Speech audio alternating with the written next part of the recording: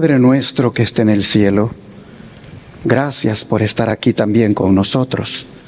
Usted se ha dignado a bajar y descender aquí con su pueblo, a acampar. Aquí, Señor, como dice su palabra, está morando en medio nuestro. Y le queremos agradecer por eso. El que no sienta que usted está en medio nuestro, realmente no tiene sentido, Señor, de por qué está aquí. Pero estamos realmente ante su presencia. Amén. Y por eso le alabamos y le adoramos y le exaltamos. Los signos que entonamos solo tienen el propósito de exaltar su nombre. Amén. Pero también el oír la palabra, el saber lo que usted nos tiene que decir. Nosotros sabemos, Señor, que también tiene otro propósito, y es el de prepararnos para ir un día a vivir con usted para siempre. Así que le rogamos que este día, al estar aquí, todo lo que hagamos, digamos, pensemos y hacemos, esté en armonía con su voluntad, y que el Espíritu Santo nos guíe en todo. Se lo pedimos en el nombre de Jesús. Amén. Amén.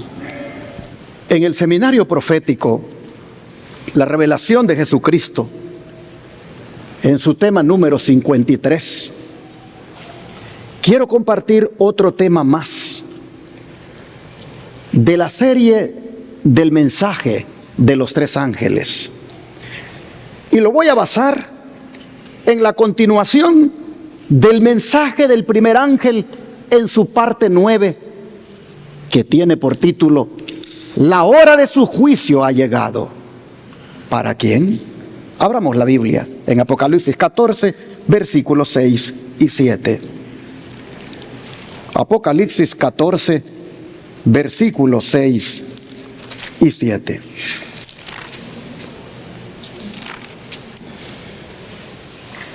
Vi volar por en medio del cielo a otro ángel que tenía el evangelio eterno para predicarlo a los moradores de la tierra, a toda nación, tribu, lengua y pueblo, diciendo a gran voz: temed a Dios y dadle gloria, porque la hora de su juicio ha llegado. Y adorad a aquel que hizo el cielo, la tierra, el mar y las fuentes de las aguas. Como vemos, el juicio es parte del evangelio, es decir, las buenas nuevas de la salvación.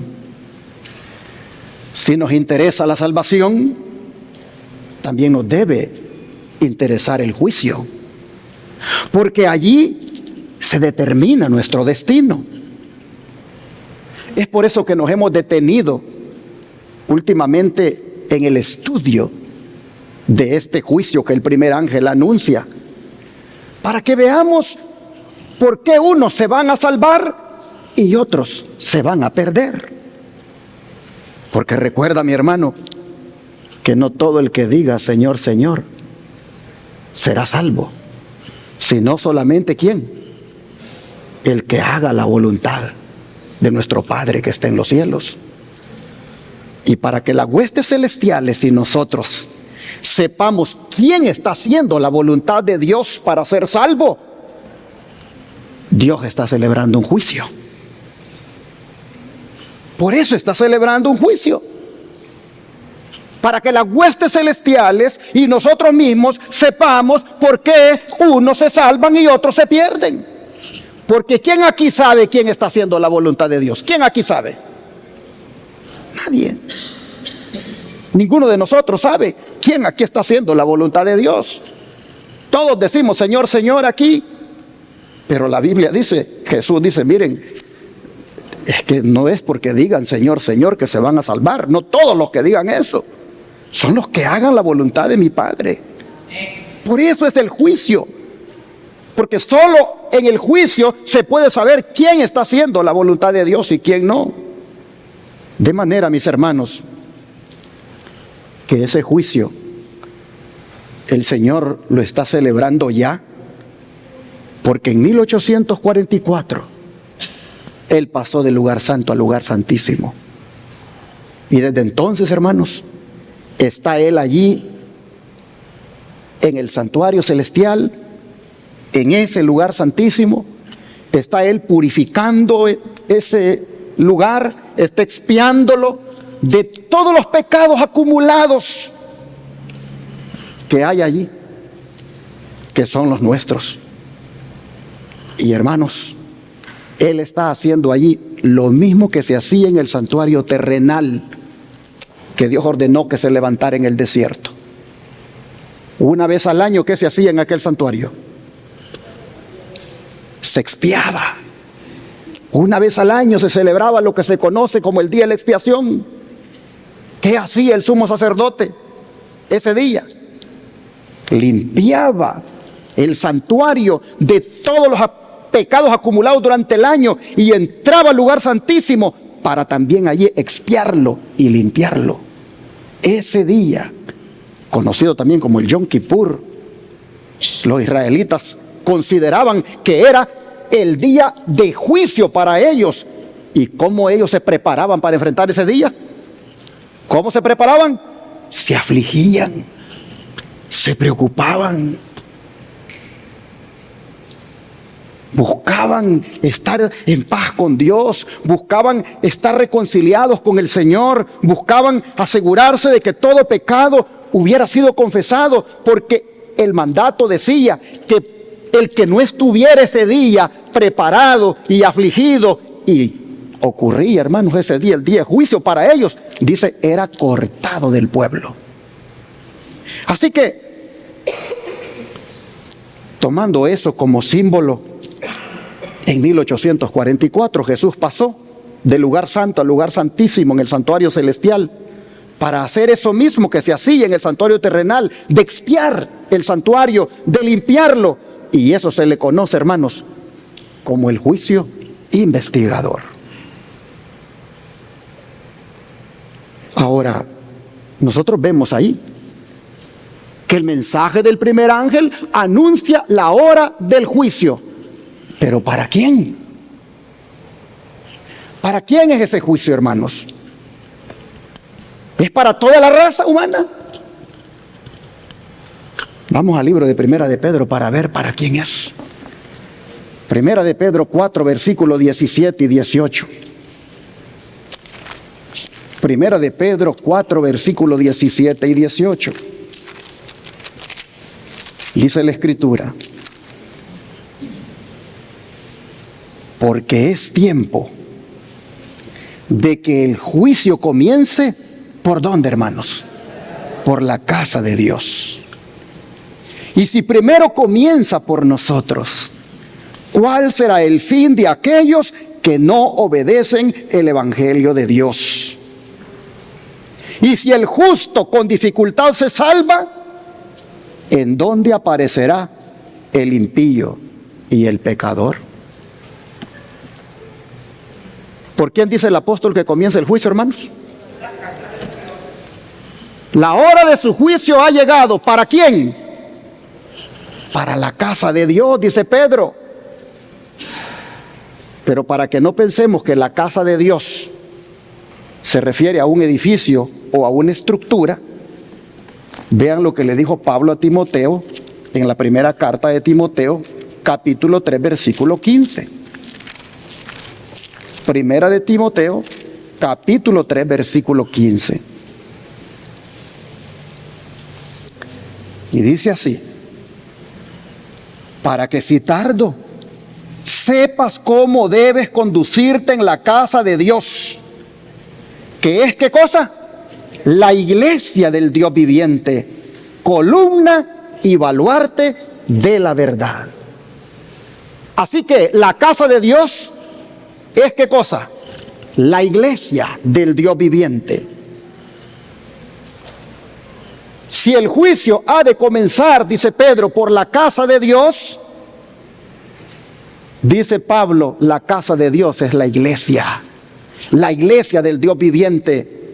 El juicio ha llegado. ¿Para quién? Para la iglesia del Dios viviente. La casa de Dios de la que Pedro habla, Pablo dice, es la iglesia. No es un edificio. Es más, cuando se dijeron estas palabras, los cristianos no poseían edificios de iglesia. Ellos se congregaban en las casas. Y aún así, ellos sabían de que la presencia de Dios estaba en medio de ellos. Oh, hermanos y hermanas, un edificio no puede reflejar a un Dios viviente, pero un cristiano convertido sí lo puede reflejar. ¿Cuántos aquí se consideran de la iglesia del Señor, hermanos? Todos, ¿verdad? Todos nos consideramos de la iglesia del Señor. Entonces les pregunto, ¿a cuántos de ustedes les alegra de que el juicio ya haya llegado?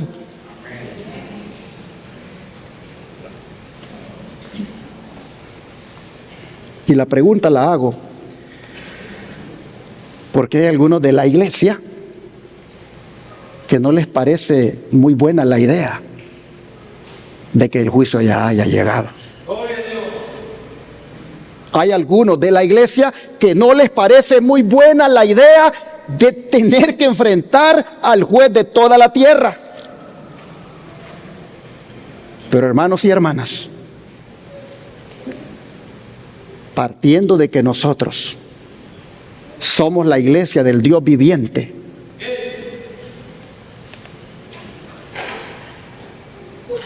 y que estamos bien con Dios,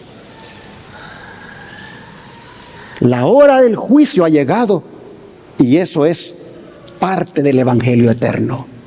Y si la palabra evangelio eterno son las buenas nuevas, el mensaje de que la hora de su juicio ha llegado no debe causarnos ningún temor. Pero seamos sinceros, sí nos causa temor, ¿no es cierto? La idea de tener que enfrentar al juez de toda la tierra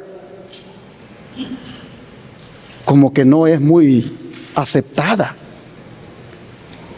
Nosotros cantamos un himno que menciona el juicio como día grande que viene. Y también lo menciona como día triste que viene. Y lo menciona como día alegre que viene. Eso nos dice que el juicio,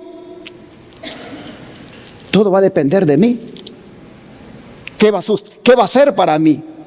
Si un día triste o un día alegre.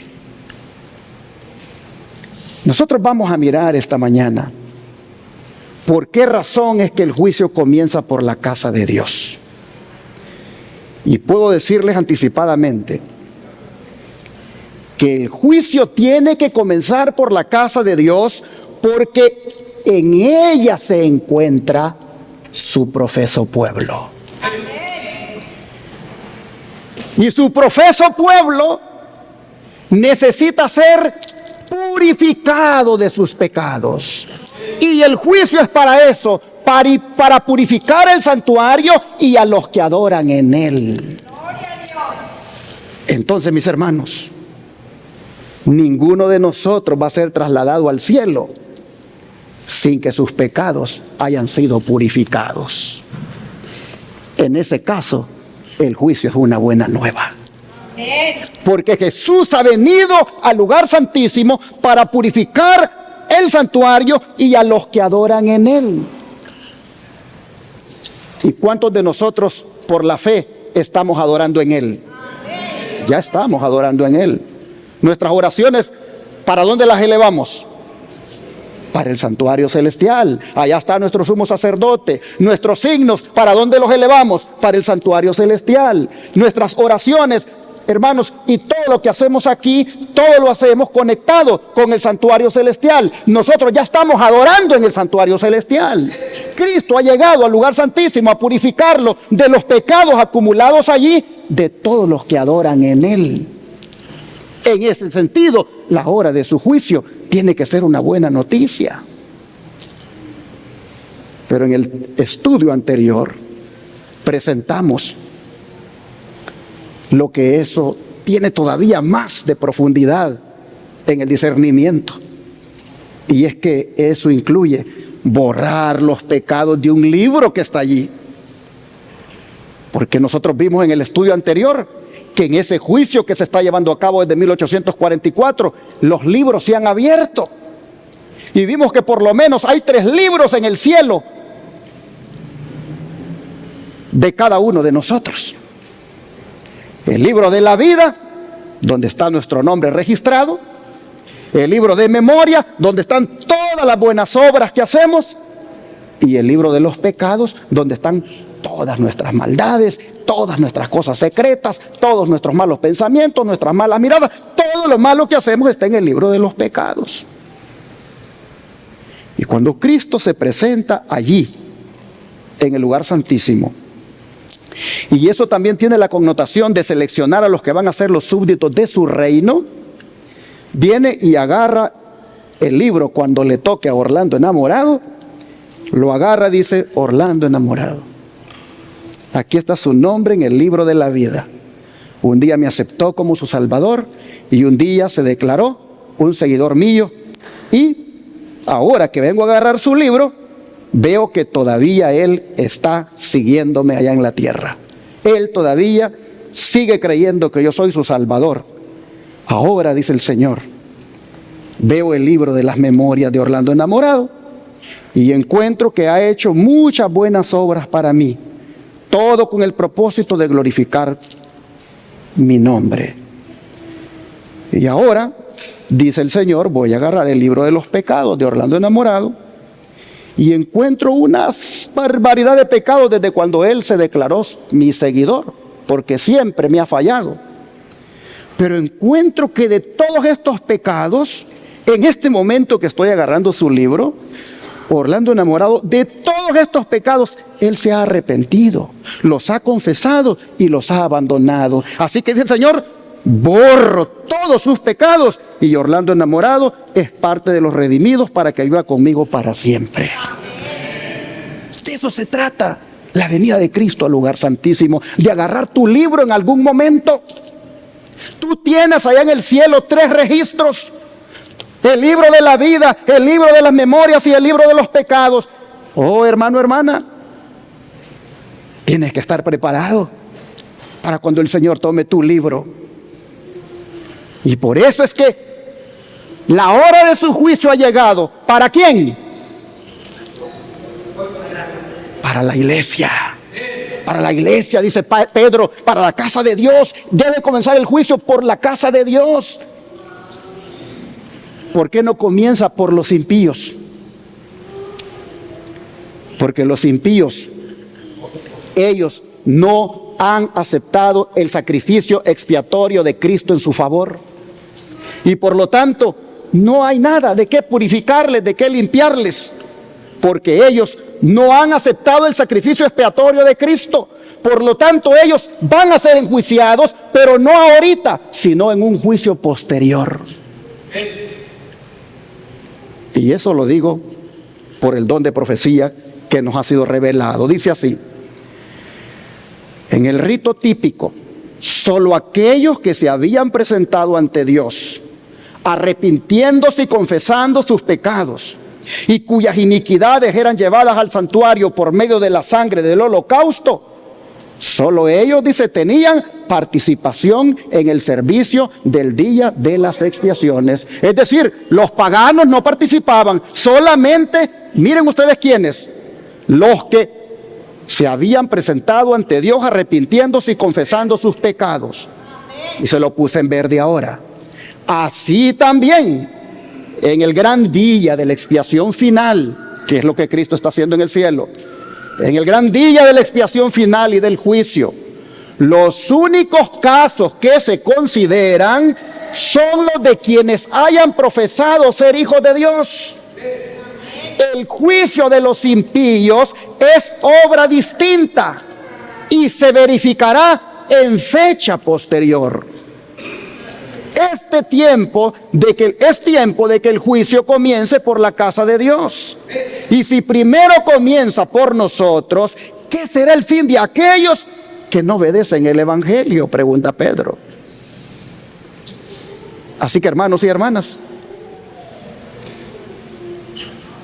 el juicio que se está llevando a cabo comienza por la casa de Dios, y no por los impíos. Los impíos serán juzgados después. Pero ¿de dónde saca Pedro que el juicio comienza por la casa de Dios? Sin duda, de las mismas escrituras del Antiguo Testamento, que era lo que existía en su tiempo. Las escrituras del Antiguo Testamento nos dicen que siempre ha sido así. Dios, antes de juzgar a los paganos, primero hace un juicio a su pueblo. Vamos a comprobarlo. Vamos a Jeremías. Jeremías 25, versículos 15 al 29. Jeremías 25, versículos 15 al 29.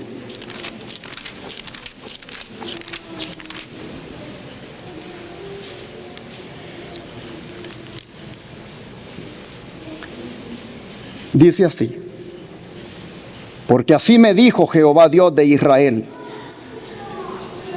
toma de mi mano la copa del vino de este furor y da a beber de él a todas las naciones a las cuales yo te envío. Y beberán y temblarán y enloquecerán a causa de la espada que yo envío entre ellos. Y tomé la copa de la mano de Jehová y di de beber a todas las naciones a las cuales me envió a Jehová. Y ahora va a enumerarlas. Y a la primera que enumera es ¿a quién? A Jerusalén, a las ciudades de Judá, a sus reyes y a sus príncipes, para ponerlos en ruinas, en escarnio y en burla y en maldición como hasta hoy. Y luego de hacer eso, va con los paganos, a Faraón, rey de Egipto, a sus siervos, a sus príncipes y a todo su pueblo, y a toda la mezcla de naciones, a todos los reyes de tierra de Uz y a todos los reyes de la tierra de Filistea, a Ascalón, a Gaza, a Ecrón y al remanente de Asdod, a Edom, a Moab, a los hijos de Amón, a todos los reyes de Tiro, a todos los reyes de Sidón, a los reyes de las costas que están de ese lado del mar, a Dedán, a Tema y a Bus, y a todos los que se rapan las sienes, a todos los reyes de Arabia, a todos los reyes de pueblos mezclados que habitan en el desierto, a todos los reyes de Simri, a todos los reyes de Elam, a todos los reyes de Media, a todos los reyes del norte, los de cerca y los de lejos, los unos con los otros, y a todos los reinos del mundo que están sobre la faz de la tierra. Y el rey de Babilonia beberá después de ellos. Les dirás pues: así ha dicho Jehová de los ejércitos, Dios de Israel: bebed y embriagaos y vomitad y caed, y no os levantéis a causa de la espada que yo envío entre vosotros. Y si no quieren tomar la copa de tu mano para beber, les dirás tú: así ha dicho Jehová de los ejércitos, tenéis que beber.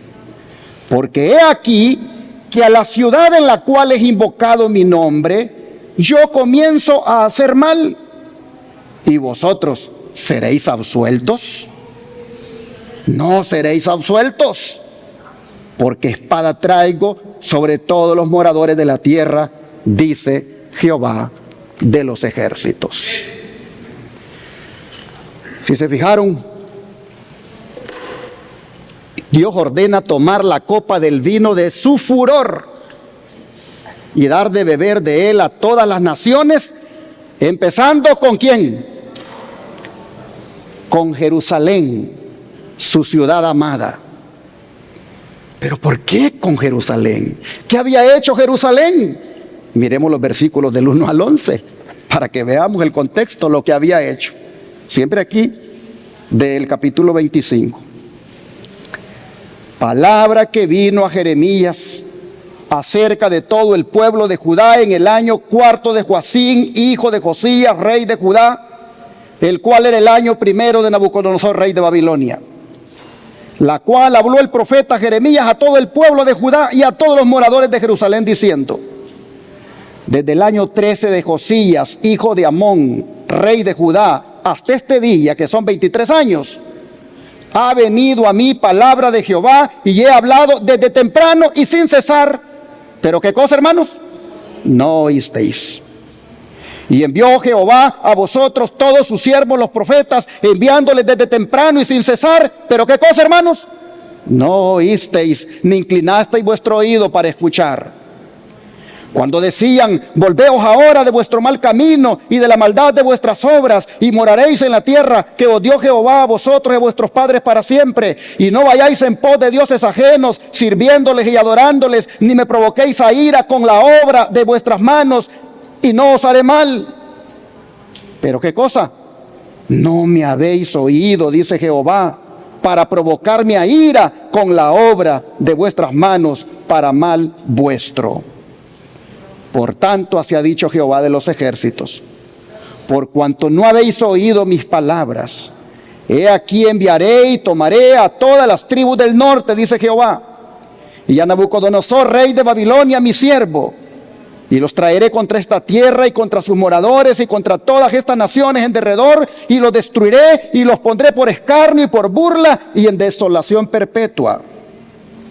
Y haré que desaparezca de entre ellos la voz de gozo y la voz de alegría, la voz de desposado y la voz de desposada, ruido de molino y luz de lámpara. Toda esta tierra será puesta en ruinas y en espanto, y servirán estas naciones al rey de Babilonia. ¿Cuántos años? 70 años. ¿Qué le decía Dios a su pueblo, hermanos? Volveos. Volveos de vuestro mal camino. No vayáis en pos de dioses ajenos. O sea, los llamados al arrepentimiento de parte de Dios eran constantes. Y les recuerda a sí mismo cuál había sido su respuesta. Y la respuesta era: no me quisisteis oír. No prestasteis oído, de modo, le dice, que me hiciste airar. O sea, hermanos y hermanas, aunque habían oído, no habían prestado atención, porque no habían abandonado la adoración de dioses ajenos. Y en consecuencia, ya no podrían morar en su propia tierra. Es decir, el pecado de la idolatría había sido su ruina. No se habían contentado con vivir por fe, sino que insistían en vivir por vista, y por eso siempre querían tener delante de ellos un Dios ajeno, un ídolo. Así pues, dice el profeta, en lugar del Dios vivo, han adorado, les dice, la obra de sus manos, porque ellos mismos habían hecho los ídolos. Hermanos y hermanas, el pecado y la desobediencia le había alcanzado al pueblo de Dios. Y ahora debían enfrentar el juicio de Dios. Y debían ser los primeros en recibir los castigos de Dios antes que los paganos. ¿Por qué tenían que ser los primeros? Porque ellos tenían el conocimiento, tenían la luz, pero no querían andar conforme a ella. La pregunta es: ¿estamos haciendo nosotros las cosas mejor que ellos? ¿Estamos haciendo nosotros las cosas diferente a ellos o las estamos haciendo igualito a ellos? ¿Cuántas veces el Señor nos ha llamado también al arrepentimiento, hermanos? ¿Cuántas veces el Señor, mensaje tras mensaje, nos ha traído para amonestarnos y hacernos ver la condición pecaminosa en la que estamos? ¿Cuántas veces el Señor nos ha traído un mensaje de reforma, un mensaje de cambio en nuestra vida, y nosotros simplemente nos ha entrado por un oído y nos ha salido por el otro? ¿Cuántas veces nosotros hemos oído a Dios diciéndonos que nos arrepintamos de nuestros pecados y sin embargo hemos seguido acariciando el pecado? Entonces, no nos sorprenda de que el juicio comience por la casa de Dios. Porque si bien es cierto, tiene la connotación de separar a los que se van a quedar para vivir para siempre con Cristo, también tiene la connotación de que aquel que estaba en el libro de la vida, su nombre escrito, y en el libro de memorias, Nunca le interesó darle gloria a Dios con su forma de vivir. Y en el libro de los pecados, lleno de pecados no arrepentidos, no confesados, no abandonados, dice la Biblia que Cristo viene, borra ese nombre del libro de la vida y tristemente, hermanos, se pierde. El pueblo de Israel tuvo que ser el primero en ser enjuiciado, como hemos leído, antes que las naciones paganas, por la luz y el conocimiento que tenía. Si hay un pueblo entre todas las iglesias del mundo que tiene tanta luz y conocimiento, es el pueblo adventista. Si hay una iglesia que Dios la ha dotado de tanto conocimiento y de tanta luz, es la iglesia adventista. Con justa razón debe ser ella la primera en que debe ser juzgada. Porque el juicio se hace de acuerdo a la luz en que uno ha andado. Mire lo que dice el don de profecía al respecto. Dios había suplicado a los de Judá que no le provocasen a ira, pero no le habían escuchado. Finalmente pronunció la sentencia contra ellos. Iban a ser llevados cautivos a Babilonia. Los caldeos serían empleados como instrumento por medio del cual Dios iba a castigar a su pueblo desobediente. Los sufrimientos de los hombres de Judá iban a ser proporcionales a la luz que habían tenido y a las amonestaciones que habían despreciado y rechazado. Durante mucho tiempo Dios había demorado sus castigos, pero ahora su desagrado iba a caer sobre ellos como último esfuerzo para detenerlos en su carrera impía. Estoy leyendo en Profetas y Reyes, página 313, pero ahora viene la aplicación de esto. La lección, dice, es para nosotros también. Pues nuestro Creador y nuestro Comandante, infinito en poder, terrible en el juicio, procura por todos los medios inducir a los hombres a ver sus pecados y a arrepentirse de ellos. Así que no te enojes ni te canses de oír mensajes de amonestación. Dale gracias a Dios por esos mensajes. Pero hay algunos que cuando oyen ya los mensajes fuertes, no, dicen, me voy a otro lado.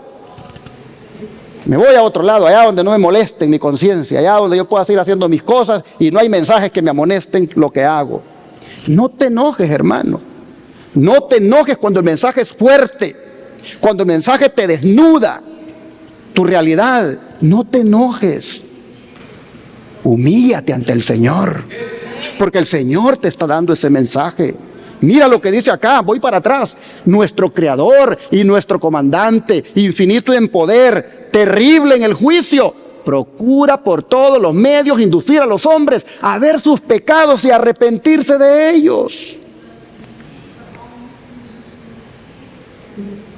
El otro día escuchaba a un joven que me dijo, ay pastor, dice, estoy yendo a otro lado, dice. Y no, dice, allí yo voy nada más, dice, a reírme, a pasarla bien el rato. Yo no salgo de allí meditando en que tengo que cambiar mi vida, porque allí lo que me dicen es lo que yo quiero escuchar. Y a veces, hermanos, como decía mi hermano Ángel el otro día en la lección, a veces yo parezco como que predico evitando que la gente llegue. El hermano Ángel lo decía, que el pastor enamorado predica de una manera como que la gente, en vez de que esté aquí, mejor se vaya.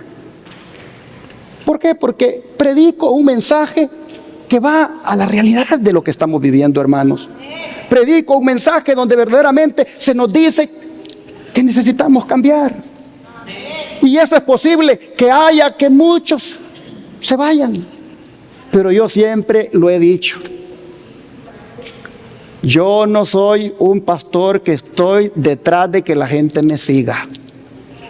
Yo soy un pastor que estoy preparando a un pueblo para la venida de Cristo. Y yo voy a preparar a ese pueblo para la venida de Cristo con los mensajes de arrepentimiento y de reforma que Dios nos dé en su palabra. Cuando Juan el Bautista preparó a su pueblo para la primera venida de Cristo, ¿con qué mensaje los preparaba? Raza de víboras, les decía. ¿Quién les ha dicho que escapen de la ira venidera? Hagan frutos dignos de arrepentimiento, les decía, porque el hacha ya está puesta a la raíz. Así los preparaba, preparando el camino para la venida del Señor. Él buscaba que ese pueblo entendiera que hay que arrepentirse, hay que estar de verdad, hermanos, compungidos, reconociendo el pecado y abandonándolo para estar listos y entonces recibir al Rey. Hoy la gente dice que está esperando a Cristo, hoy la gente dice que es adventista el séptimo día. ¿Y por qué te llamas adventista? Porque estoy esperando a Cristo. Pero la manera de vivir es completamente ajena a uno que está esperando a Cristo. Es en ese sentido, hermanos, que yo les reitero: no rechacemos los mensajes de amonestación, no rechacemos los mensajes de advertencia, porque vienen directamente de la palabra de Dios y vienen para prepararnos para la venida del Señor, vienen para prepararnos para ese juicio que hemos de enfrentar. Mire lo que dice ahí: por boca de sus siervos predice los peligros de la desobediencia, deja oír la nota de advertencia y reprende fielmente el pecado. Sus hijos conservan la prosperidad tan solo por su misericordia y gracias al cuidado vigilante de instrumentos escogidos. Él no puede sostener y guardar a un pueblo que rechaza sus consejos y desprecia sus reprensiones. Demorará tal vez por un tiempo sus castigos, pero no puede detener su mano para siempre.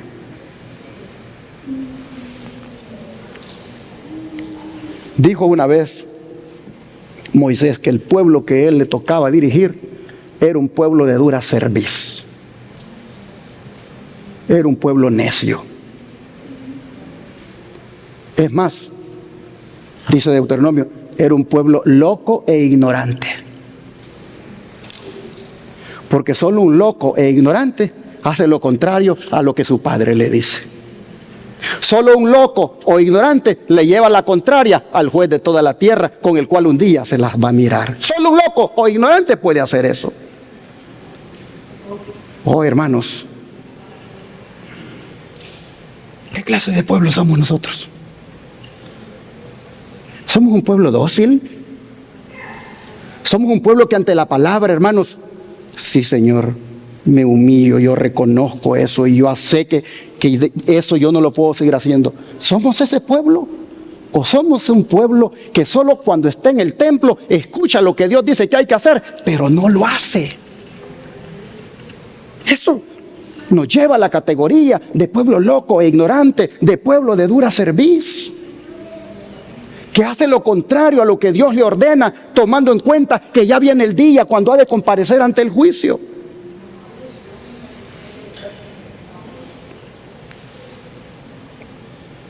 Aquí había en esta iglesia hace un tiempo atrás una humildad a la palabra de Dios. Y yo veía que los mensajes de reprensión los estaban agarrando muy seriamente en su corazón y buscaban que su vida estuviera a tono con lo que oían. Sin embargo, como pueblo loco o ignorante, ha habido en algunos una tendencia últimamente de querer hacer lo contrario a lo que han aprendido. Aquí se han presentado muchos temas sobre la reforma pro salud. Una reforma pro salud que incluye hasta la manera de vestir. Y se ha enseñado aquí cuáles son las consecuencias de usar el maquillaje en la piel. Se ha enseñado aquí cuáles son las consecuencias de ponerse esa línea negra en los ojos. Se ha enseñado desde este púlpito por qué una dama cristiana no tiene que andar con esos zapatos de tacón así tan elevado.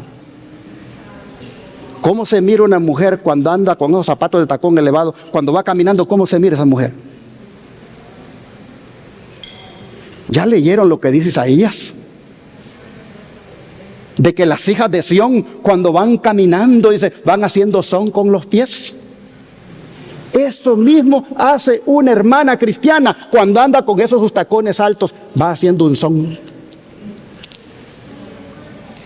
Y aquí había un temor del Señor, y yo miraba que las hermanas, pues como que ya no andaban esos zapatos que parecen una gran clavija, tacón altísimo. Pero últimamente como que se me han soltado las hermanas.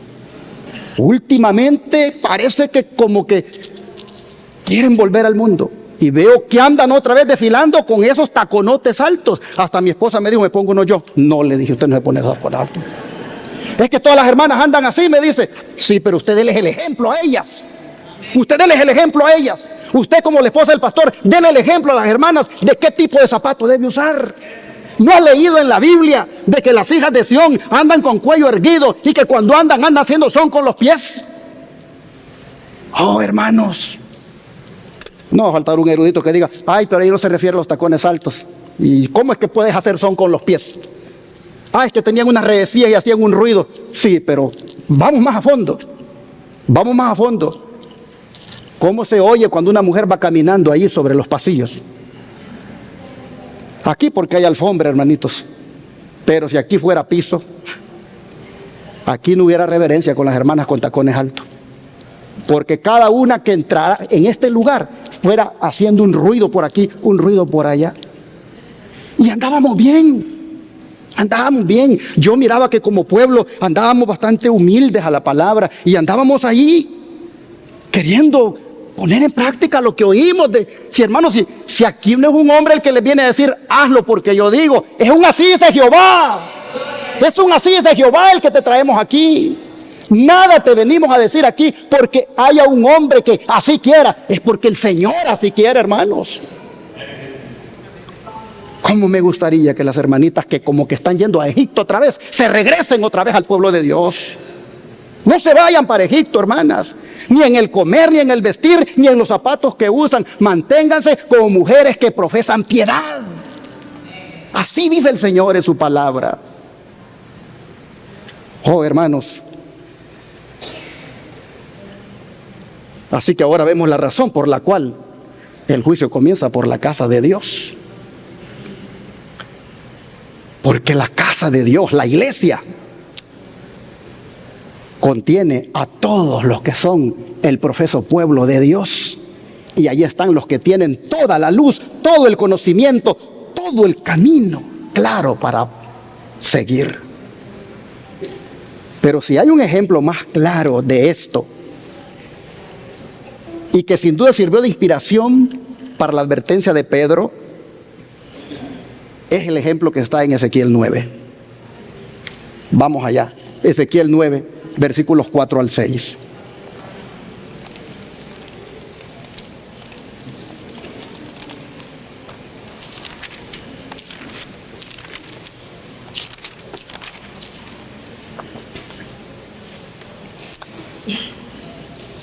Dice así, Ezequiel 9, versículos 4 al 6. Y le dijo Jehová, pasa por en medio de la ciudad, por en medio de Jerusalén, y ponles una señal en la frente a los hombres que gimen y que claman a causa de todas las abominaciones que se hacen en medio de ella. Y a los otros dijo, oyéndolo yo, pasad por la ciudad en pos de él y matad. No perdone vuestro ojo, ni tengáis misericordia. Matad a viejos, jóvenes y vírgenes, niños y mujeres, hasta que no quede ninguno. Pero a todo aquel sobre el cual hubiere señal, no os acercaréis. Y comenzaréis, ¿por dónde, hermanos? Por mi santuario. ¡Wow! Comenzaréis por mi santuario.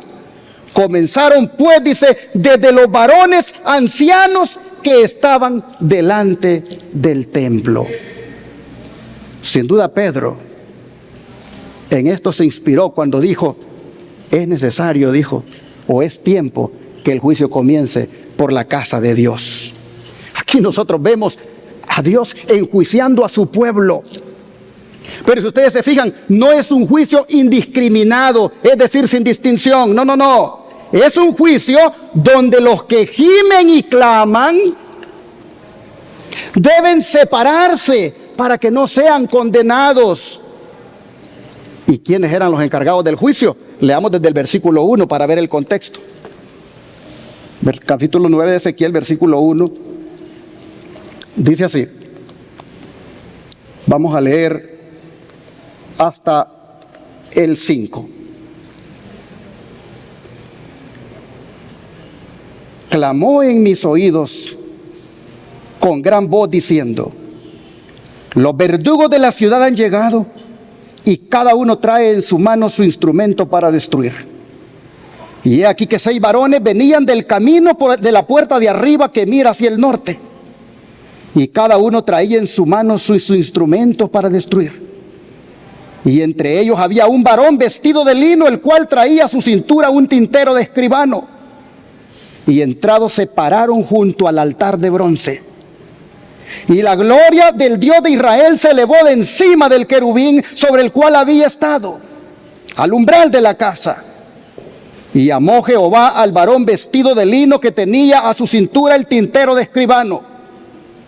Y le dijo Jehová, pasa por en medio de la ciudad, por en medio de Jerusalén, y ponles una señal en la frente a los hombres que gimen y que claman a causa de todas las abominaciones que se hacen en medio de ella.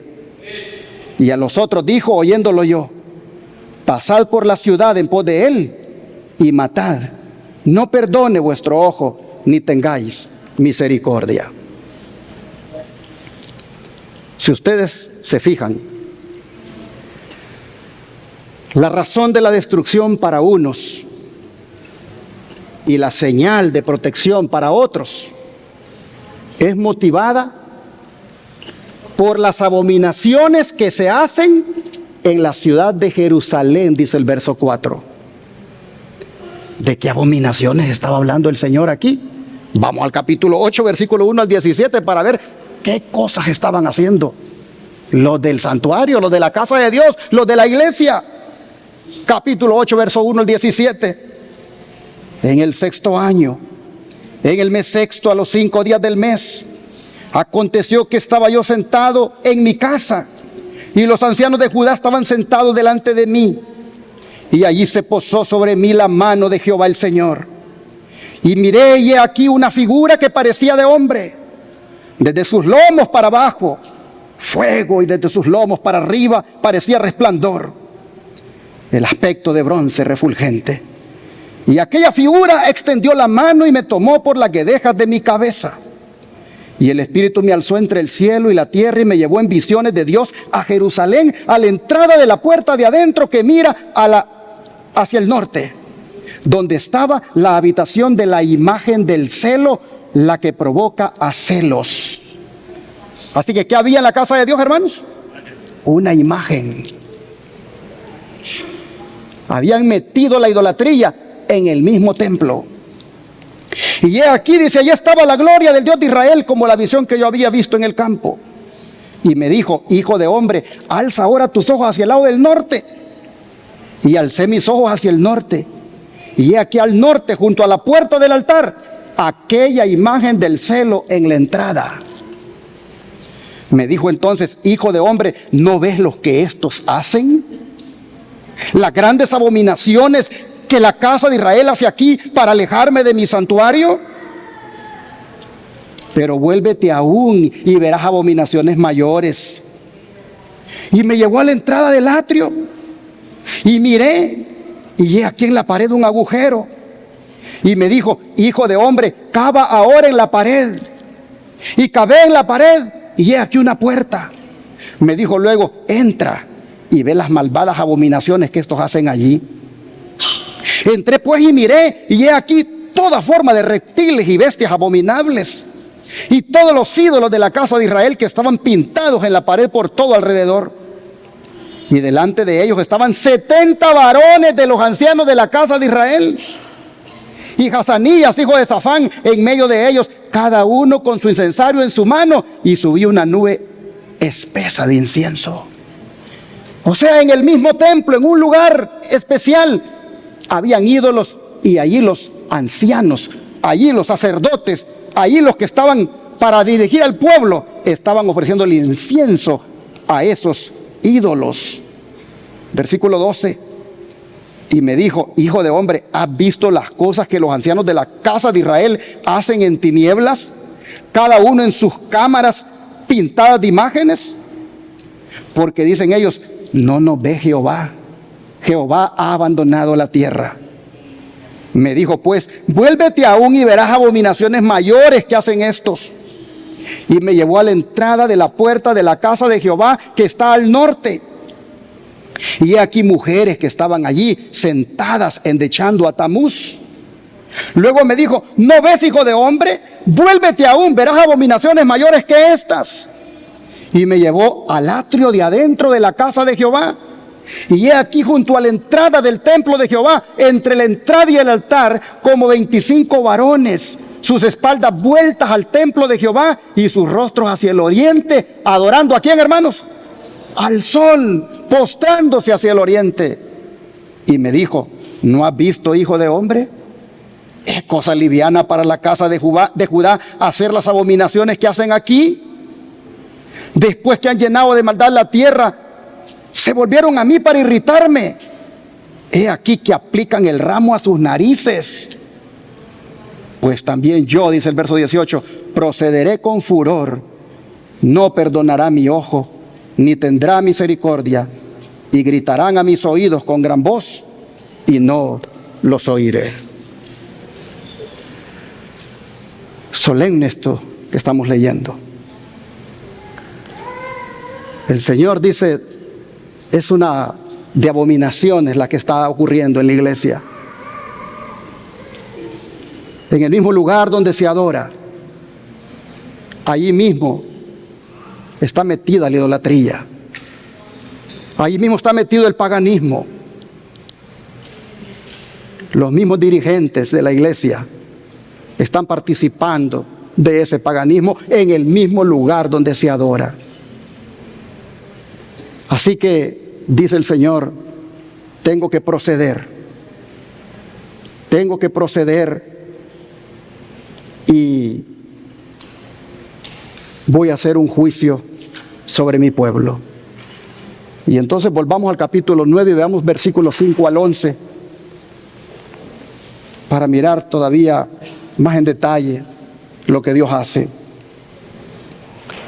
Dice: y a los otros dijo, capítulo 9, versículos 5 al 11, y a los otros dijo oyéndolo yo: pasad por la ciudad en pos de él y matad. No perdone vuestro ojo ni tengáis misericordia. Matad a viejos, jóvenes y vírgenes, niños y mujeres, hasta que no quede ninguno. Pero todo aquel sobre el cual hubiere señal, no os acercaréis, y comenzaréis por mi santuario.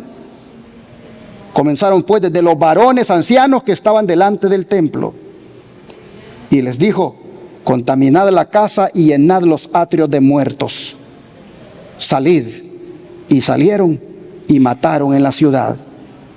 Aconteció que cuando ellos iban matando y quedé yo solo, me postré sobre mi rostro y clamé y dije: ah, Señor Jehová, ¿destruirás a todo el remanente de Israel, derramando tu furor sobre Jerusalén?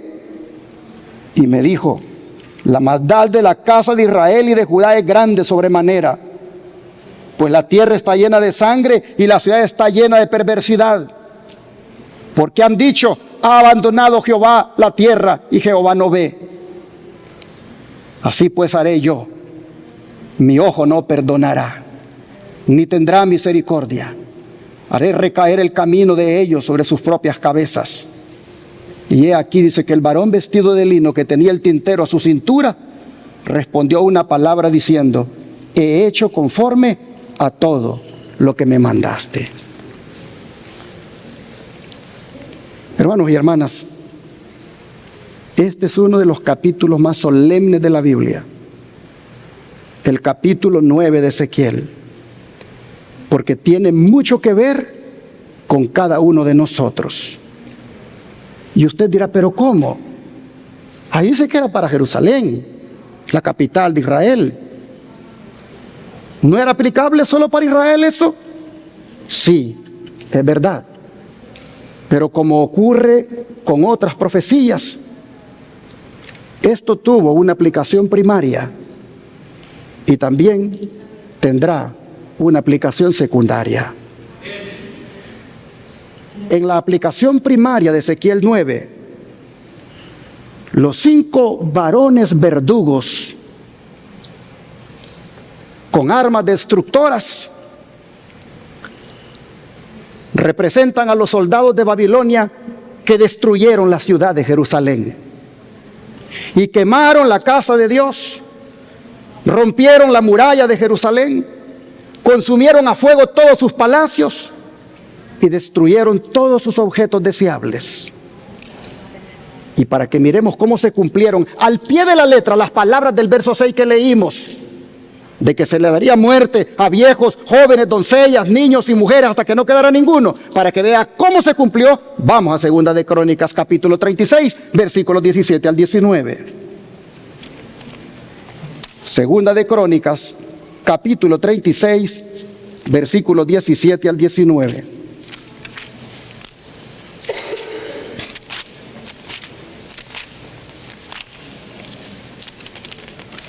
Dice la Escritura: por lo cual trajo contra ellos al rey de los caldeos, que mató a espada a sus jóvenes. ¿En dónde, hermanos? En la casa de su santuario, sin perdonar joven, ni doncella, anciano, ni decrépito. Todos los entregó en sus manos. Asimismo, todos los utensilios de la casa de Dios, grandes y chicos, los tesoros de la casa de Jehová y los tesoros de la casa del rey y de sus príncipes, todo lo llevó a Babilonia. Y quemaron la casa de Dios y rompieron el muro de Jerusalén y consumieron a fuego todos sus palacios y destruyeron todos sus objetos deseables. Todo se cumplió. Todo lo que miró Ezequiel en la visión tocante a lo que hicieron los varones, los verdugos de la ciudad, todo se cumplió exactamente con Jerusalén cuando Babilonia vino para conquistarla. Le mató a espada a sus jóvenes, sin perdonarle, dice, joven, ni doncella, anciano, ni decrépito, todo lo entregó en sus manos. Hasta los niños, hermanos, hasta los niños murieron. Es decir, hermanos, en la iglesia de los días del profeta, en la iglesia de Dios de este tiempo, allí había una corrupción generalizada. Niños, jóvenes, jovencitas, ancianos, todos estaban corrompidos. Había entrado una de corrupción en la iglesia. Se miraban cosas que nunca se habían visto. Meter el paganismo en la iglesia, imagínense ustedes. Estar adorando allí a los ídolos. Oh, mis hermanos, en su aplicación primaria, exactamente le pasó lo que miró Ezequiel en la visión cuando los babilonios vinieron a conquistar a Jerusalén. Pero en su aplicación secundaria, el don de profecía dice que le pongamos atención, dice, a esto que pasó, porque se va a repetir otra vez con nosotros. Se los pongo acá. Manuscritos Revelados, tomo 1, página 260. Y en la carta 106, página del año 1909, la página 2, 3, 5, 7 y 26, 7 y 26 de 1909, para los que quieran buscar esas referencias en inglés, porque de ahí ha sido traducido. El Espíritu de Profecía dice, estudie el capítulo 9 de Ezequiel. estas palabras se cumplirán literalmente. Y sin embargo, el tiempo pasa y la gente está ¿cómo? Dormida. Se niegan a humillar sus almas y convertirse. En otras palabras, hermanos, no estamos preparándonos para lo que ha de venirle a la iglesia. En el juicio que Dios está haciendo sobre la iglesia, está contemplado que todos aquellos que no sean sinceros con Dios y que estén en sus pecados deleitándose, está contemplado, hermanos, de que serán muertos. Serán muertos. Estas palabras se cumplirán literalmente. Pero la gente dice, está dormida, el tiempo pasa y se niegan a humillar sus almas y convertirse. Así que, hermanos, va a haber una aplicación secundaria. Ezequiel 9 se volverá a cumplir. ¿Pero cómo? ¿De qué manera? ¿A qué se refiere el hermano Aguay cuando dice, estas palabras se cumplirán literalmente? Significa que van a venir 6 varones literales de algún lugar a visitar al pueblo de Dios. Y uno de ellos, el que tiene tintero de escribano, va a marcar con tinta en la frente a los fieles y que los otros 5 van a empezar a matar a los infieles. ¿Será que así es como se va a cumplir? ¿Será que a eso se refiere la literalidad? Tinta en la frente de cada uno y muerte para los otros infieles. ¿Así es la literalidad de la que la sierva del Señor habla? Claro que no, hermanos. Entonces, ¿qué quiere decir con que Ezequiel 9 se va a cumplir literalmente?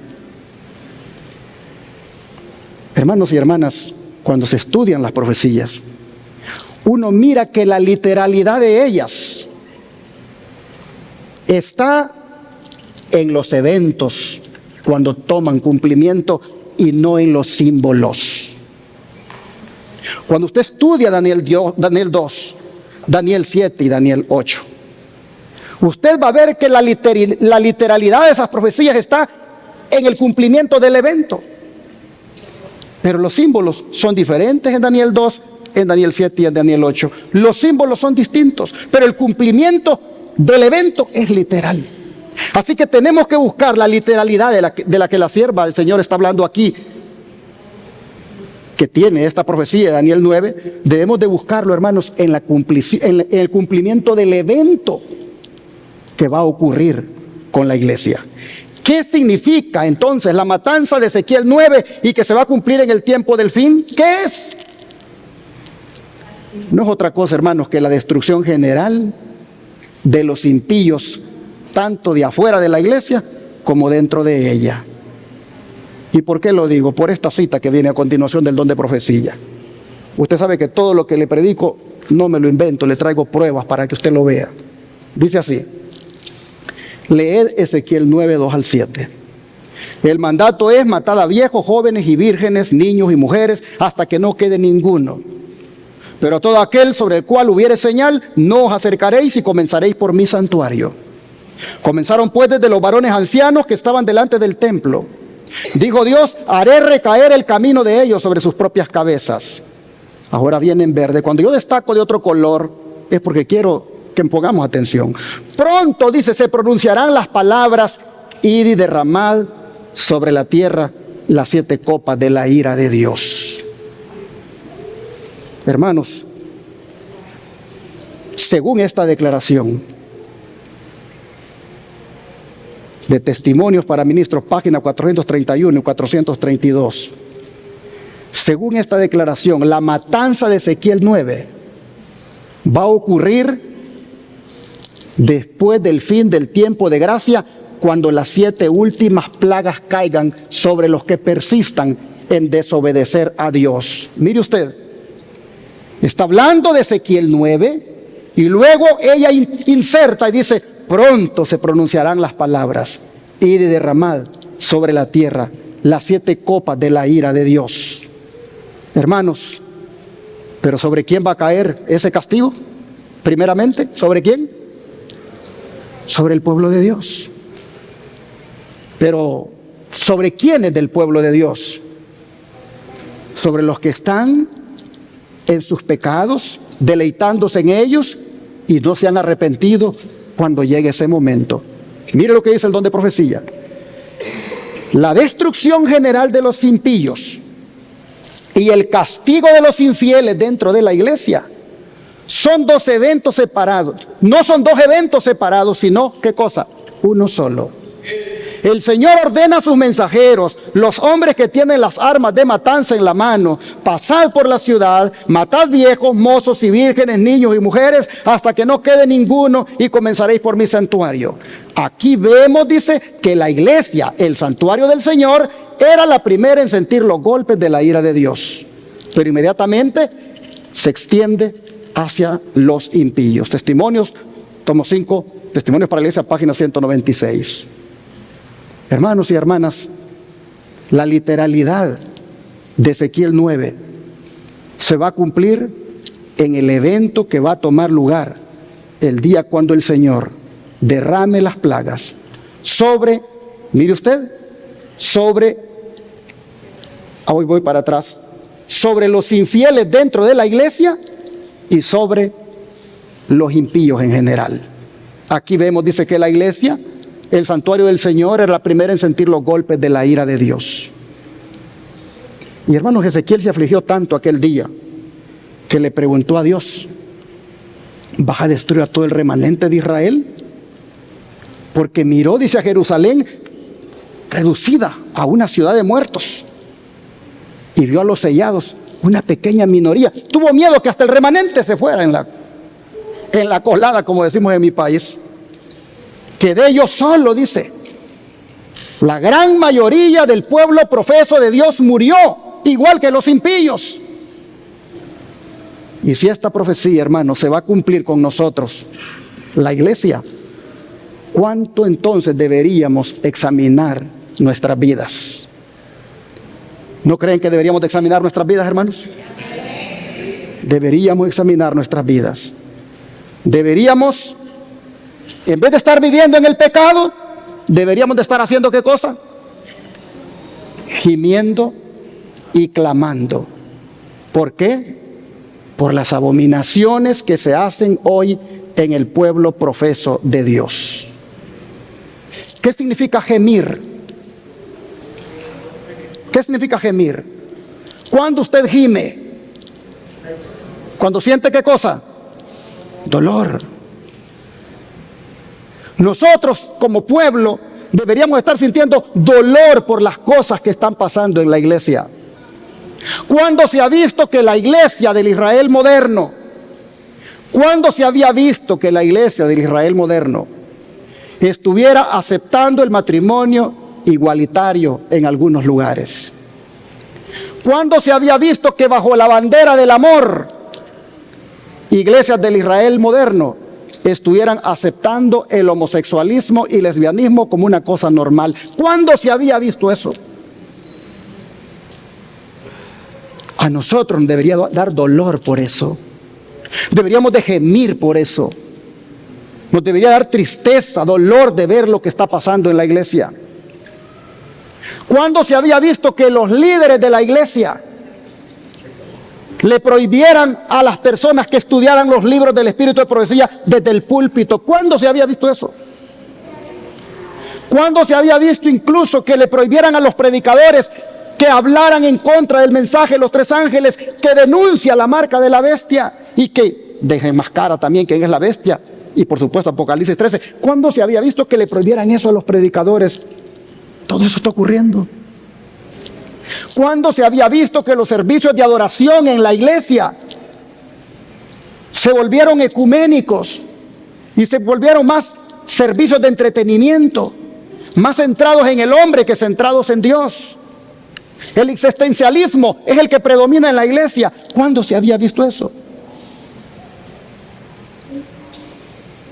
Oh, hermanos, el paganismo se había metido en la iglesia en los días de Ezequiel. Y hoy también el paganismo se ha metido en la iglesia en el Día de la Madre, en el día de San Valentín, en el día de la coneja, en el día de Halloween, en el día de Navidad. Se metió el paganismo en la iglesia.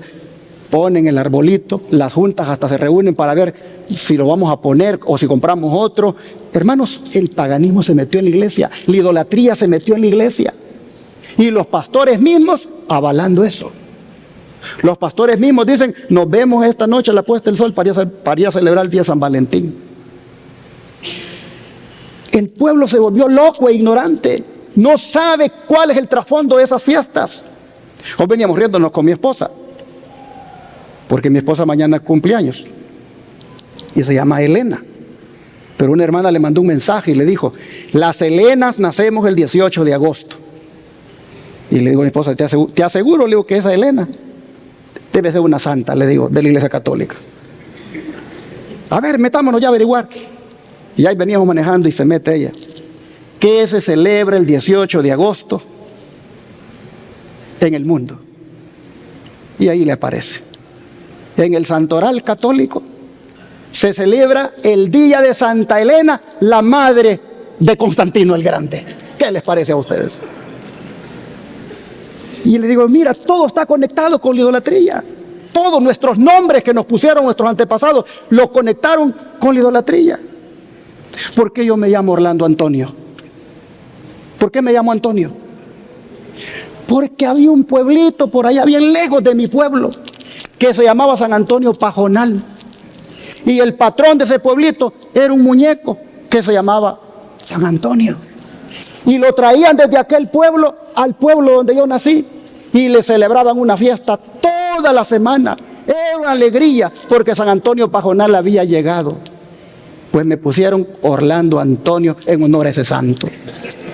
Y así, si ustedes van averiguando algunos nombres de ustedes, van a ver la connotación que tiene. Yo por eso a mi hija le puse Ruth. Ay, pero le puse Elena también. Pero le puse Ruth en honor a la Biblia. Y a la otra hija le puse Evelyn Esther. Yo quería nombres bíblicos. Oh, hermanos, ustedes van a ver cómo la idolatría se ha metido ahora. Y los hermanos están celebrando San Valentín, están celebrando Navidad, están celebrando todas esas fiestas paganas. Se metió en el templo las fiestas, los mismos líderes.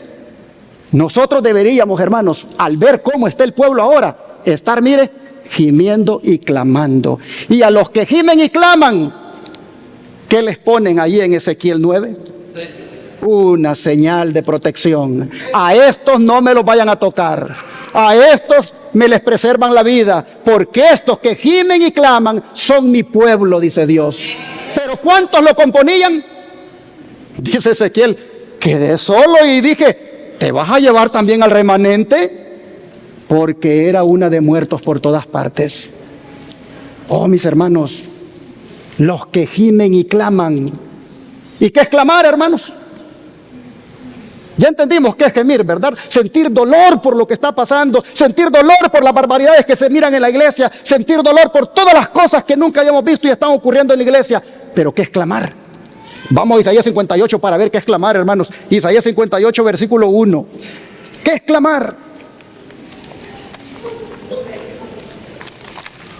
Isaías 58, versículo 1. Dice, clama a voz en cuello, no te detengas, alza tu voz como trompeta y anuncia a mi pueblo su rebelión y a la casa de Jacob su pecado. ¿Qué es clamar? Hermanos, clamar es amonestar, clamar es, mire, cuando usted va a buscar ahí en el Google, póngale clamar, significado bíblico, le va a decir, es dar un grito de alarma. Clamar, hermanos, es gritar, advertir. Entonces la señal se pone para los que gimen y ¿qué cosa? Hermanos, es decir, no solo oran, no solamente les duele lo que está pasando, sino que también, hermanos, lo dicen, eso no está bien. Amonestan, advierten, denuncian. Pero hoy hemos caído en una situación donde ni gemimos ni clamamos. ¿Y por qué no gemimos ni clamamos? Porque estamos haciendo lo mismo. ¿Quién va a sentir dolor por esas cosas si lo está haciendo? ¿Quién ¿Quién va a clamar en contra de esas cosas si lo está haciendo? Hemos llegado a un estado espiritual, hermanos, como iglesia, donde nos hemos adormecido, como dice el don de profecía, y no estamos gimiendo ni clamando. Y algunos creen que el trabajo solo es orar. No, no solo es orar, también hay que advertir, también hay que denunciar, también hay que, hermanos, hacer ver que esas cosas no están bien.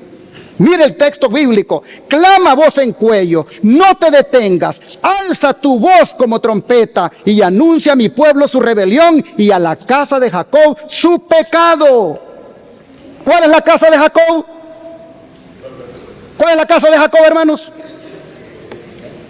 El otro día alguien me reprendió y me dijo: venga, quiero hablar con usted. A ver, dígame, le digo. No me gusta cuando usted se refiere, me dice, a lo que está pasando en la iglesia, porque usted, me dice, menciona nombres. Y yo le dije: ¿y qué nombres menciono yo? Usted dice la conferencia, y eso le digo yo, ¿qué es? ¿Es un nombre de una persona o es un nombre de una institución, de una organización? Bueno, es de una institución, me dice, pero usted menciona. Oh, le digo, ¿y por qué lo menciono? ¿Acaso no es de allí donde ha venido todo este relajo? ¿Acaso no es de allí donde se ha permitido que la iglesia se desvíe? ¿Acaso no es de esas conferencias, de esos liderazgos donde tristemente las iglesias hoy en día se apartaron del camino? Sí, pero usted no debería referirse a ellos. Ah, y cuando Elías fue donde Acab, ¿qué le dijo? Eres tú, le dijo, y la casa de tu padre la que tiene pervertido a Israel. Así que trató de reprenderme por esto, porque dijo que yo no debería. Y lo voy a decir, le dije yo, porque el mal está en el liderazgo. De allí comienza todo. De allí viene para el pueblo. Cuando no hay un liderazgo que amonesta al pueblo, el pueblo anda en rebelión, el pueblo anda en el pecado, el pueblo anda haciendo lo que quiere, porque no hay nadie con la Biblia que le diga: ¡hey, eso es pecado, no lo hagas! No hay nadie. El pastor ahora se ha vuelto una persona que no quiere que los hermanos se ofendan, porque el pastor lo que quiere es tener llena la iglesia para que le traigan billetes, porque si es de esa manera, él asegura su empleo. De esa manera él queda ante la conferencia como un buen pastor. Hermanos, nosotros aquí, ustedes saben, siempre nos hemos guiado por un así dice Jehová, y no andamos detrás del dinero.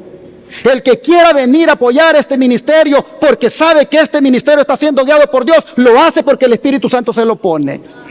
Pero si a alguien no le gusta cómo se hacen las cosas y no le gusta cómo se predica, es libre de llevarse su dinero para otro lado. Porque aquí nosotros no estamos llenando la iglesia con gente porque nos traigan dinero. Aquí queremos que la gente venga a prepararse para la venida de Cristo. Aquí queremos que la gente entienda que el tiempo se acaba. Queremos que la gente entienda que muy pronto se va a enfrentar al juez de toda la tierra. Oh, hermanos, miren esta otra declaración.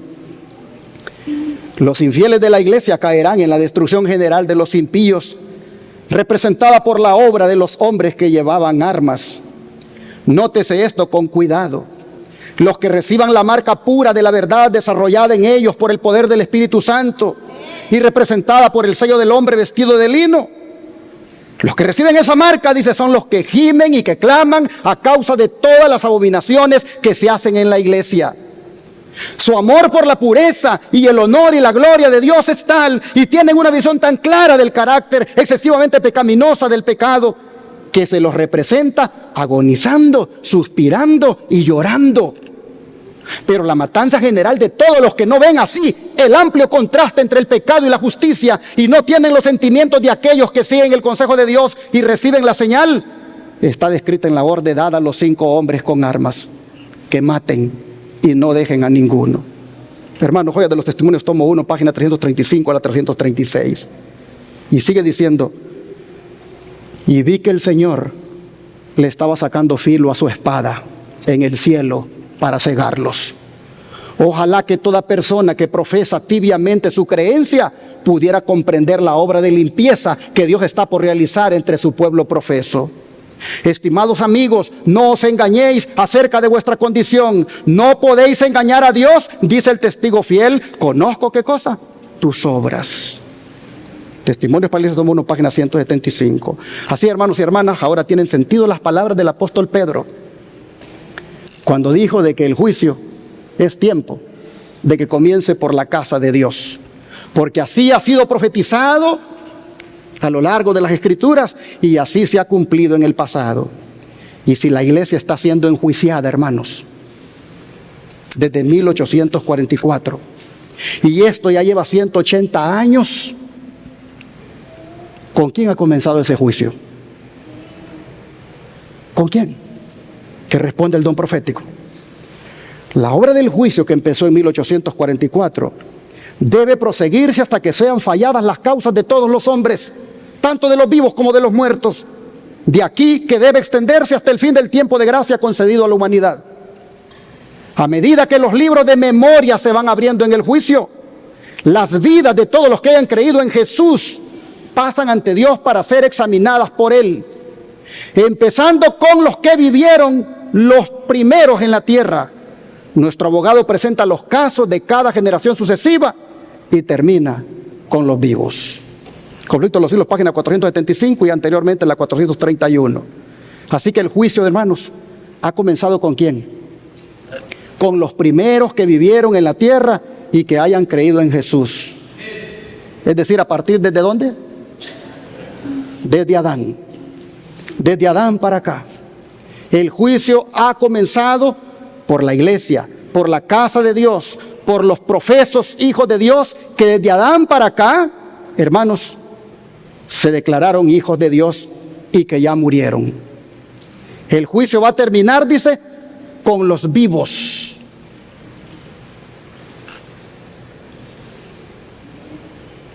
Pero para que no especulemos, se nos dice lo siguiente: solemnes son las escenas relacionadas con la obra final de la expiación. Incalculables son los intereses que ésta envuelve. El juicio se lleva ahora adelante en el santuario celestial. Esta obra se viene realizando desde muchos años, desde hace muchos años. Pronto, nadie sabe cuándo les tocará ser juzgados a los vivos. Conflicto de los siglos, página 544. ¿Cuándo van a ser juzgados los vivos, hermanos? Solo dice qué cosa ahí. Pronto. Pronto. Nadie sabe cuándo les tocará ser juzgados a los vivos. Y si nadie sabe cuándo, hermanos, ¿por qué algunos andan diciendo ya que comenzó el juicio de los vivos? ¿Por qué algunos andan diciendo que ese ya comenzó? Un pastor muy querido por este servidor, que lo aprecia mucho por la obra maravillosa que hace con la salud y con esa obra filantrópica que hace en el mundo, a mí me sorprende cuando dice que en el año 2015 empezó el juicio de los vivos. Y otros que están diciendo que no en esa fecha, sino en otra, cuando aquí está diciendo pronto, nadie sabe cuándo le tocará ser juzgados a los vivos. Los que dicen que el juicio de los vivos ya comenzó, lo hacen ignorando todos los principios de interpretación bíblica. Tanto la Biblia como el espíritu de profecía rechazan la idea de ponerle una fecha o un evento que señale el inicio del juicio de los vivos. Y a uno que en los días de Elena White decía de que el juicio de los vivos ya había comenzado, miren lo que le dijo ella. Anoche, dice, un joven, un extraño para todos nosotros, pero que profesaba ser un hermano de Victoria, Australia, nos llamó y pidió ver a la hermana White. Estaba anocheciendo y decliné verlo. Sin embargo, lo invitamos a permanecer con nosotros durante la noche y a desayunar. Después de nuestro habitual culto matutino, cuando nos disponíamos a atender nuestros diferentes trabajos, este joven se puso de pie y con un gesto dominante nos pidió que nos sentáramos. Dijo: ¿tienen ustedes algún himnario? Cantaremos un himno y luego tengo un mensaje para darles. Y yo le contesté: si tienes un mensaje, dalo sin demora, porque tenemos mucho apremio para despachar la correspondencia a los Estados Unidos y no tenemos tiempo que perder. Él entonces comenzó a leer algo que había escrito y que, entre otras cosas, declaraba que el juicio ha comenzado ahora sobre los vivos. Lo escuché mientras proseguía Y finalmente le dije: mi hermano, usted no está exactamente en sus cabales. Diga claramente cómo su mensaje nos afecta a nosotros. Por favor, permítanos saberlo de inmediato. Su mente está demasiado tensa. Usted comprende mal su trabajo. Mucho de lo que ha dicho está de acuerdo con la Biblia y creemos cada palabra de ello, pero usted está muy alterado. Por favor, diga lo que tiene para nosotros. Bien, él dijo que debíamos empacar y trasladarnos inmediatamente a Battle Creek. Le pedí sus razones y repuso: para dar este mensaje de que el juicio ha comenzado sobre los vivos. Ellos estaban en Australia y él le dice: vámonos para Battle Creek, a los Estados Unidos, a llevar este mensaje de que el juicio de los vivos ya empezó. Y le contesté: la obra que el Señor nos ha dado todavía no ha sido terminada. Cuando nuestro trabajo aquí esté completado, estamos seguros que el Señor nos hará saber que es tiempo de trasladarnos a Battle Creek en vez de enseñarle a usted cuál es nuestro deber. Lo dejé para que el hermano Starr hablara más con él, mientras yo reanudaba mi tarea de escribir. Le dijo al hermano Starr que cuando la hermana Wiley habló tan amablemente y sin embargo con tanta autoridad, comenzó a ver que había cometido un error, que las impresiones que lo habían impulsado tan fuertemente no eran consecuentes ni razonables. Aunque nuestra familia es grande, integrada por 10 miembros, además de 3 visitantes, decidimos, dice, que este joven permaneciera con nosotros por un tiempo. No nos atrevimos a permitir que fuera con personas que lo tratarían duramente y lo condenarían, ni queríamos que repitiera sus revelaciones. Se quedó por un corto de tiempo con nosotros y así, dice, pudieron asociarse con él y, si es posible, conducirlo a sendas seguras. Usted puede leer esto en Eventos de los Últimos Días, desde la página 22, vamos a ver desde dónde, sí, toda la 22, ahí puede encontrar esto. Y hermanos, con esto queda sustentado que no hay fecha para el inicio del juicio de los vivos. Solo sabemos que será pronto porque la hora de su juicio ha llegado para nosotros. Y ante esto, lo que toca hacer es lo que dice Jesús en Marcos 13, 35 y 36. ¿Qué es lo que él dice que hagamos, hermanos? Marcos 13, versículos 35 y 36.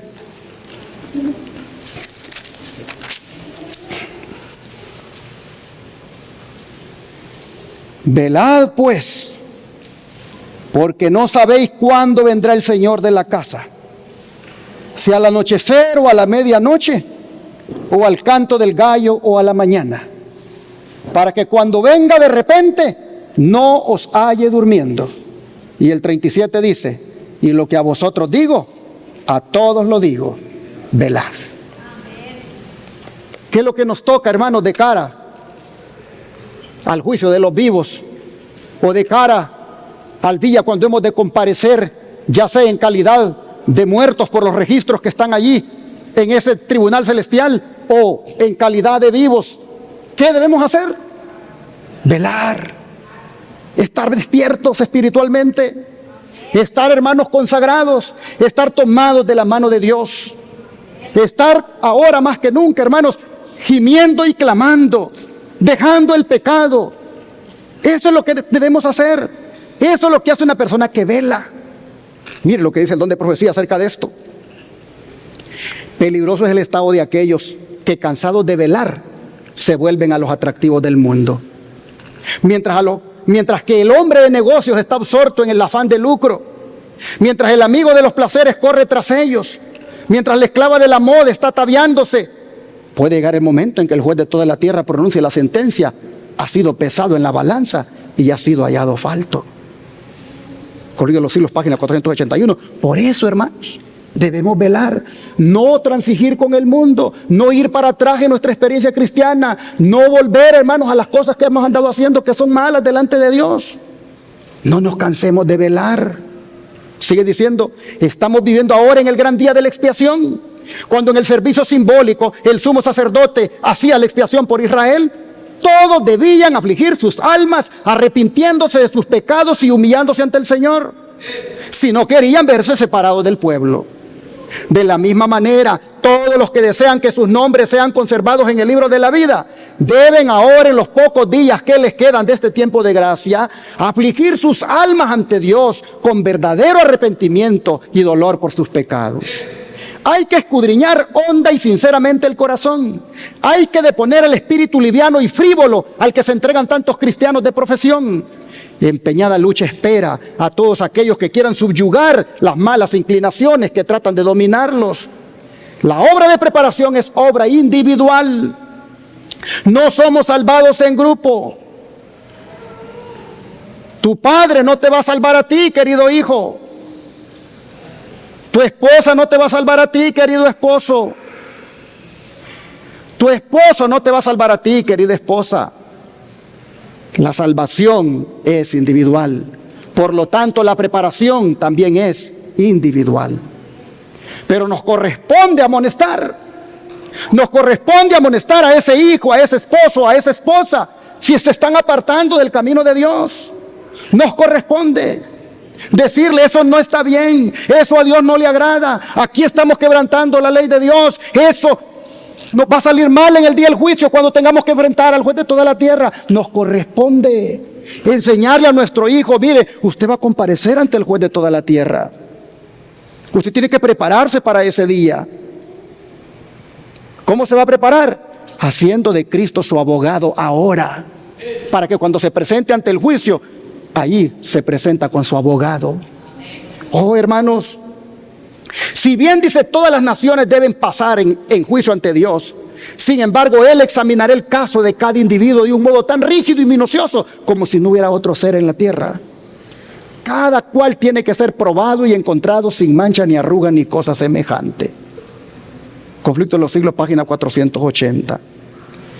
Hermanos y hermanas, la hora del juicio se aproxima para cada uno de nosotros, ya sea que hayamos muerto cuando nuestro nombre sea tomado o que estemos vivos. Se acerca rápidamente esa hora de enfrentar al juez. Ojalá que nosotros busquemos la misericordia de Dios ahora.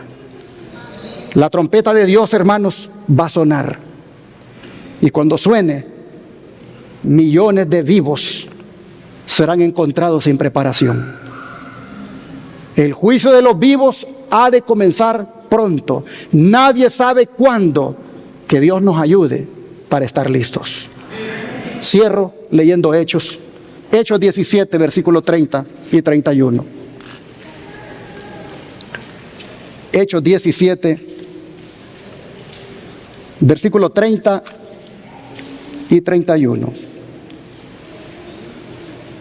Pero Dios, habiendo pasado por alto los tiempos de esta ignorancia, ahora manda a todos los hombres en todo lugar que hagan ¿qué cosa, hermanos? Que se arrepientan, por cuanto ha establecido un día en el cual juzgará al mundo con justicia por aquel varón a quien designó, dando fe a todos con haberle levantado de los muertos. ¿Qué debemos hacer? Por cuanto ha establecido un día en el cual juzgará al mundo con justicia, ¿qué debemos hacer, hermanos?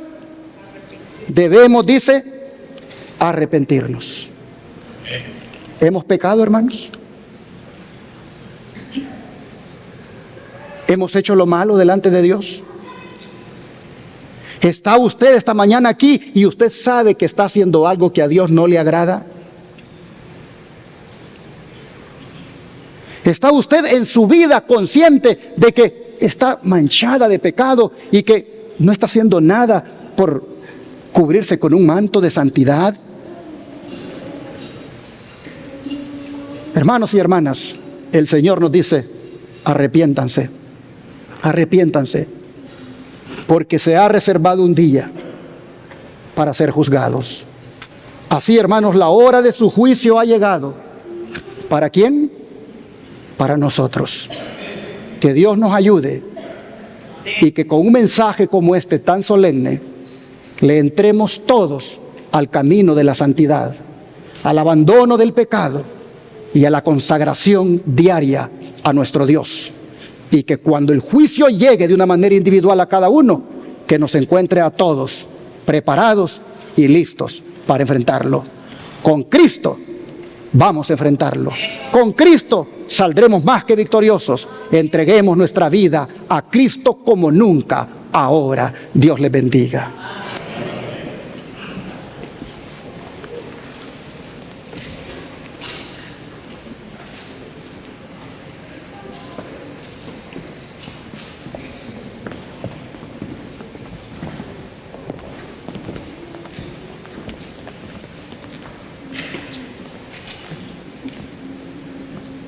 Bien, vamos a ponernos de pie y cantar el himno 493. Les recordamos que a la 1:30 continúa nuestro programa de ayuno. Este programa de ayuno del día de hoy está siendo dirigido por los jóvenes de nuestra iglesia. Así que, hermanos, están cordialmente invitados a quedarse para que tengan una experiencia con Jesús esta tarde. 493.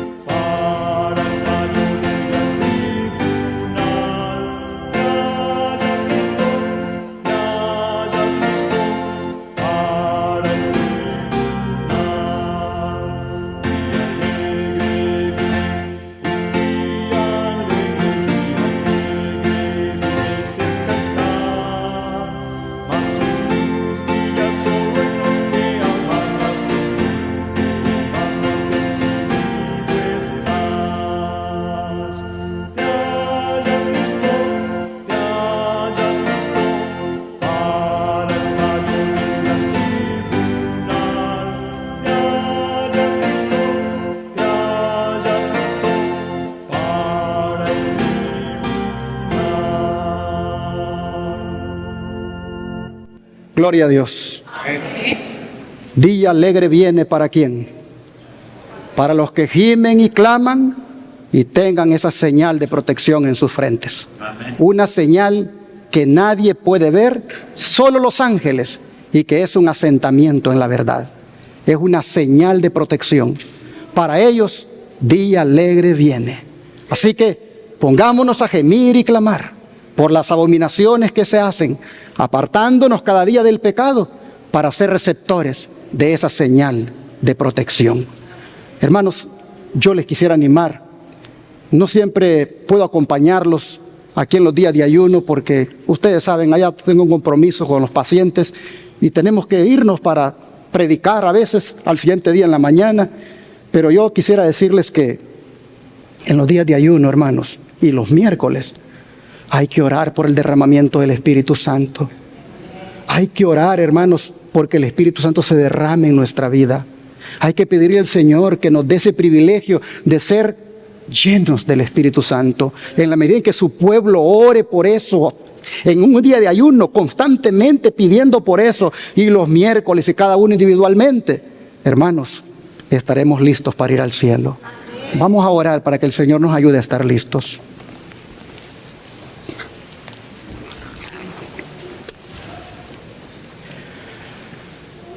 Padre Celestial, muchas gracias por ponernos en perspectiva el destino de cada uno de nosotros que vamos a tener. Hoy nosotros miramos, Señor, que el destino estará prácticamente decidido en base a lo que hayamos hecho. Y Padre, al mirarnos a nosotros mismos, como dice aquel himno, vemos mucho pecar en nosotros. De manera que en este momento queremos mirarte a ti y rogarte que nos imputes tu justicia y rogarte que nos cubras con tu manto de justicia, de manera que todos nuestros harapos de inmundicia queden cubiertos y que en tu sangre preciosa nos laves de nuestros pecados. Te rogamos, Señor, que ante una solemnidad como esta que hemos oído, de que hemos de comparecer muy pronto ante el juez de toda la tierra, cada uno de nosotros aquí decida apartarse del pecado, decida de verdad consagrarse y volverse un pueblo, volverse un hijo o una hija consagrada, consagrado, que busca de corazón al Señor. Señor, le rogamos que cuando el Espíritu Santo se derrame sin medida, nosotros aquí ya hayamos hecho nuestra decisión de prepararnos para que esté el receptáculo listo para ser llenado. Padre, nosotros sabemos que para ser llenos del Espíritu Santo tenemos que estar vacíos. Tenemos que estar vacíos del yo. Tenemos que estar vacíos del egoísmo, del orgullo, de la codicia, del pecado. Porque si estamos llenos de eso, ¿cómo nos vas a llenar? Así que, Señor, esta mañana te rogamos que nos des poder para vencer el pecado. Que nos ayude, Señor, para vaciarnos del pecado. Y así, al estar vacíos, nos llenes de su Santo Espíritu.